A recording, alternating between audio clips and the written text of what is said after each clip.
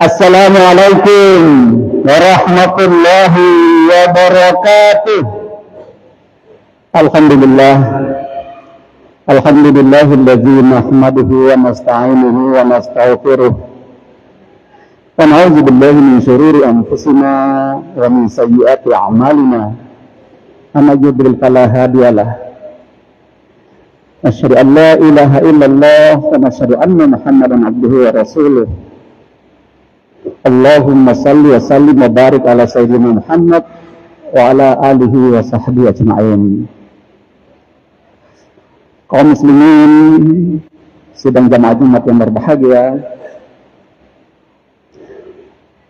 pertama-tama marilah kita panjatkan puji dan syukur kepada Allah Subhanahu wa taala yang telah memberikan limpahan rahmat dan karunia-Nya kepada kita semua, sehingga pada kesempatan yang baik ini di hari yang agung dan tempat yang suci ini, kita kembali menghadapkan wajah kita kepada Allah Subhanahu wa taala.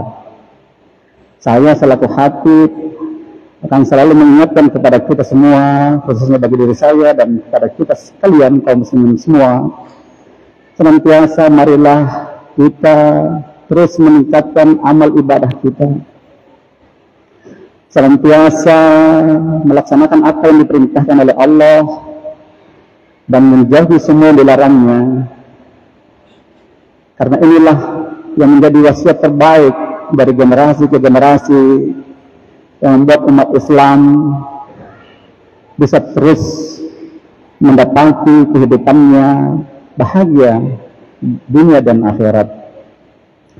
Saya juga selaku khatib menyampaikan agar terus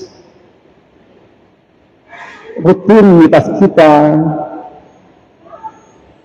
salat kita, ibadah-ibadah lainnya terus kita pelihara, mengingat betapa banyak musibah yang melanda umat Islam saat ini, termasuk musim kering, kemarau yang panjang yang membuat manusia harus bermunajat kepada Allah, memohon agar kemarau yang panjang ini bisa segera berhenti dan diganti dengan hujan yang penuh barakah.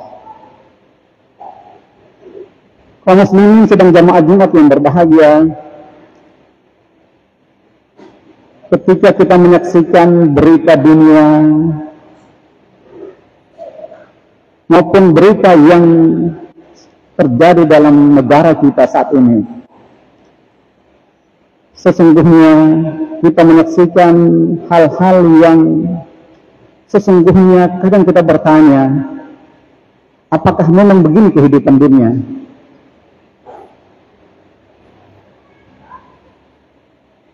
Oleh karena itu pada kesempatan yang berbahagia ini saya akan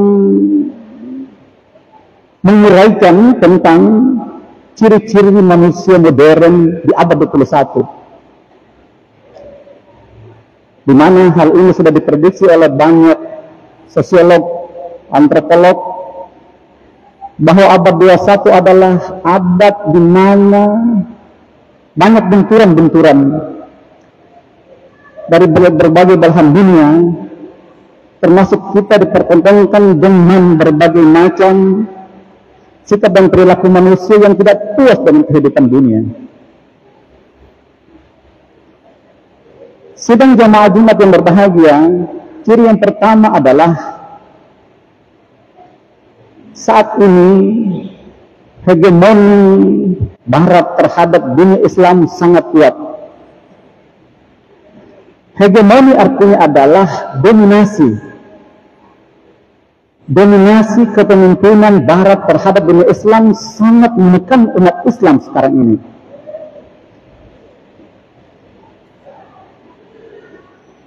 Samuel P. Huntington, seorang sosiolog Amerika Serikat, dalam tesisnya menyatakan bahwa abad 21 adalah abad di mana akan terjadi benturan peradaban.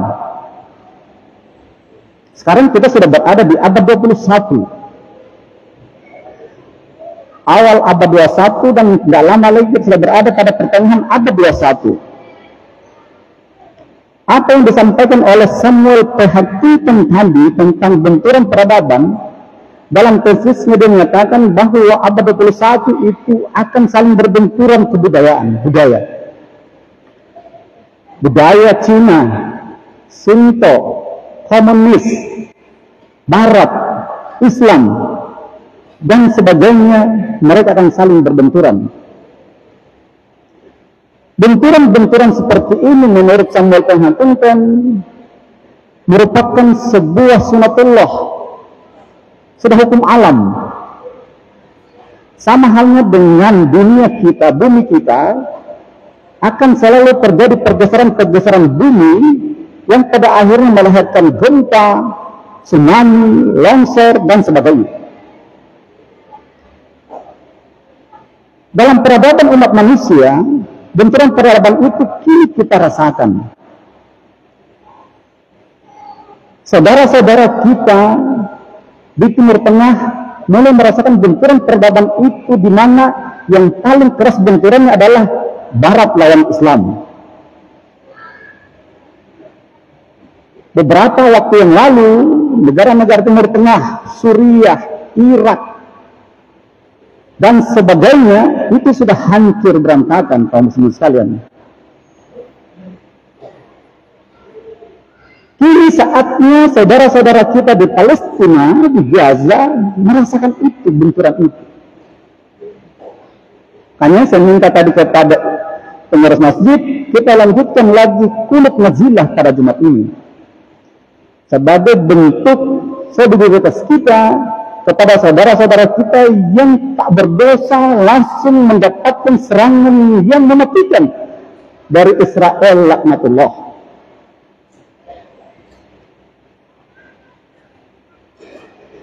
Benturan-benturan peradaban ini sesungguhnya adalah pemicunya adalah dominasi tadi. Bagaimana mereka bisa menguasai sebuah wilayah, sebuah negara dengan cara mengambil sumber daya alamnya. Kita di Indonesia kita rasakan itu. Sumber-sumber daya alam itu dikerok habis dengan berbagai macam model.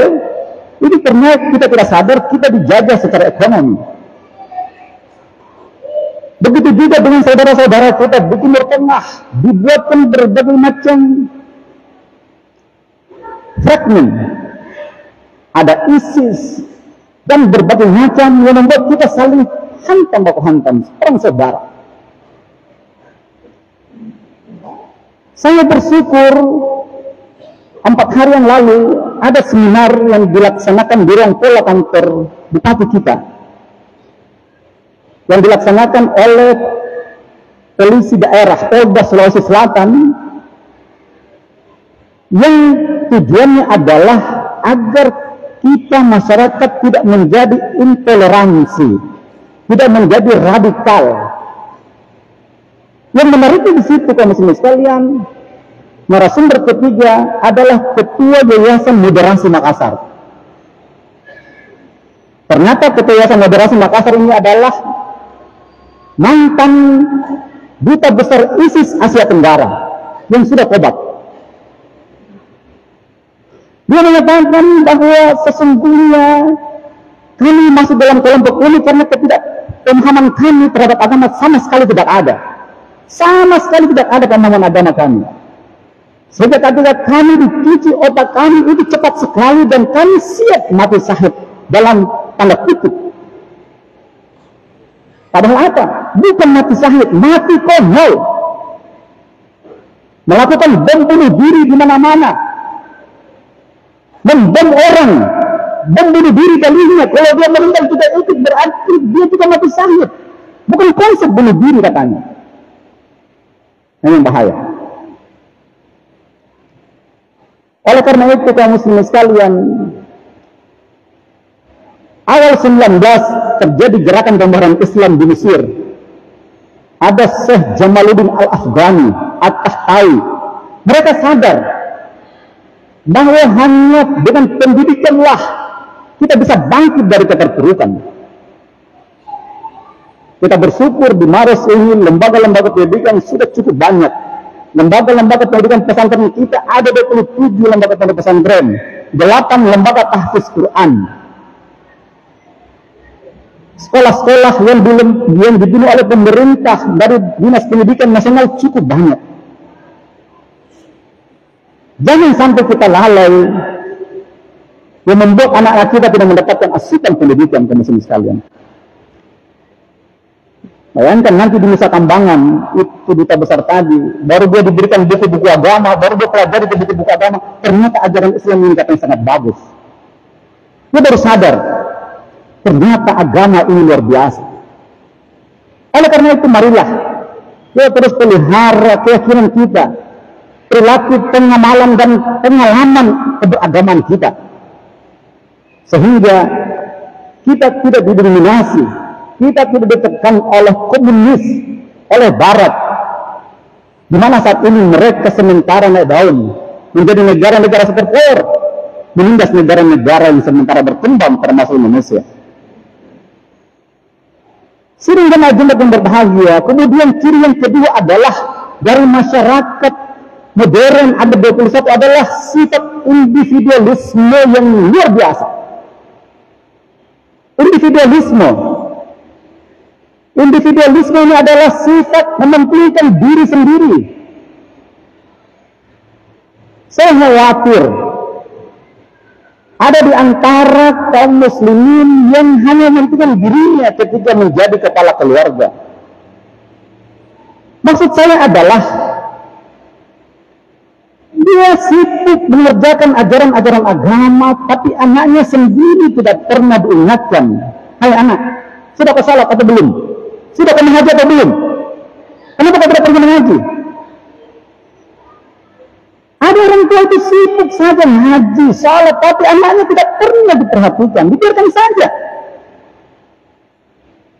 Ya ayyuhallazina amanu qu anfusakum wa ahlikum nara. Wahai orang-orang yang beriman, jagalah dirimu dan keluargamu dari siksa api neraka.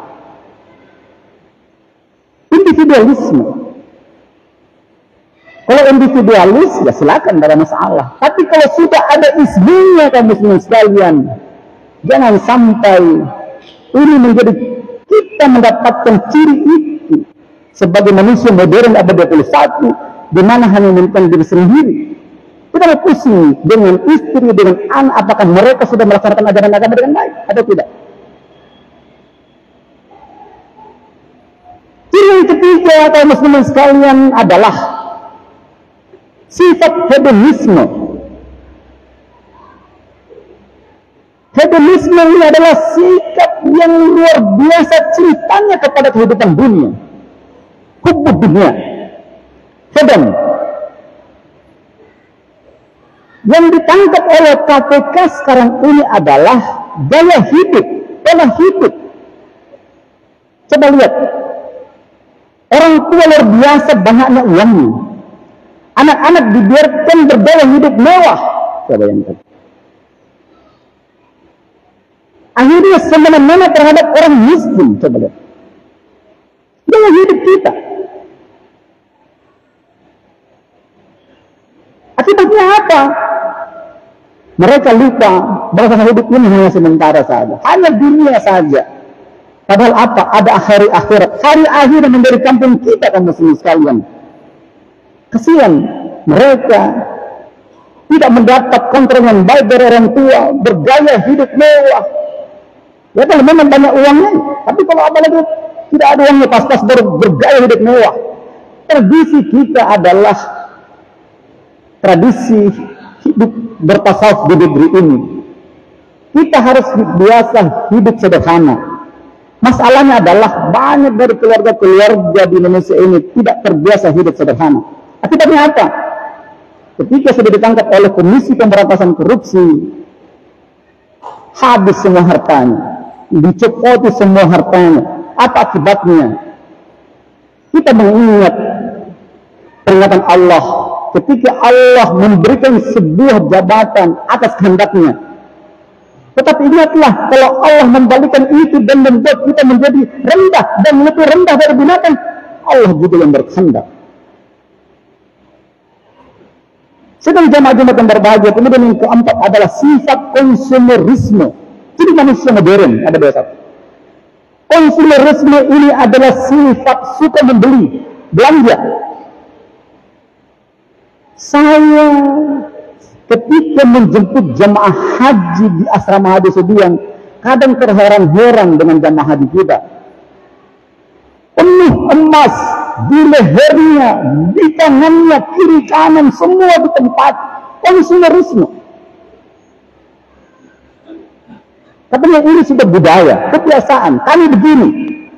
Ini yang bahaya. Padahal kita ke tanah suci adalah untuk melaksanakan perintah Allah dan menjadi miniatur kita sesungguhnya menghadap Allah di hari akhirat nanti. Konsumerisme berikutnya juga yang sering melanda kita, membuat kita heran-heran kadang di pesta-pesta. Kita mengambil makanan banyak itu, mengambil makanan penuh piringnya, tapi akhirnya tidak sampai setengahnya dimakan. Saya tanya pihak hotel beberapa bulan yang lalu, Pak, kalau acara begini, ini berapa? Bisa sampai ton ini sisanya? Coba, bisa lebih dari 1 ton, Pak, sisanya yang tidak dimakan orang. Ambil banyak tetapi tidak dimakan. Pihak hotel bilang, sesungguhnya mereka ini bisa ambil kembali, Pak. Yang penting jangan seperti ini. Lebih 1 ton itu sisa-sisa makanan. Buang. Konsumerisme. Karena mereka habiskan tidak ada masalah. Ini yang diingatkan oleh Allah kepada kita, alhaakumut takasur hatta zurtumul maqabir kalla sawfa ta'lamun. Bermegah-megahanlah kamu hingga engkau masuk dalam kubur. Hatta zurtumul maqabir, hingga engkau masuk dalam kubur. Nanti sudah masuk rumah sakit, diinfus, tidak bisa jalan, berbilang astagfirullah, habis semua itu hartaku. Baru sadar, kalla sawfa ta'lamun, suatu saat engkau akan mengetahui akibat dari perbuatanmu itu. Dan yang terakhir dari sifat manusia modern abad 21 adalah pluralisme. Kita di Maros ini berbatasan dengan kota Makassar. Pluralisme dalam beragama. Kalau perbedaan-perbedaan, beda warna kulit, beda bahasa, itu sudah lama kita lakukan. Dengan moderasi beragama yang dilemparkan oleh Kementerian Agama saat ini, kita harus terima perbedaan-perbedaan. Kami di Kementerian Agama Maros sekarang, pemilu agama Kristen itu sudah berkantor di Kementerian Agama. Karena di Maros ini ada beberapa gereja-gereja, dan mereka juga punya hak hidup. Tidak bisa bilang kami saja yang bisa hidup, Islam saja yang bisa hidup. Tidak bisa.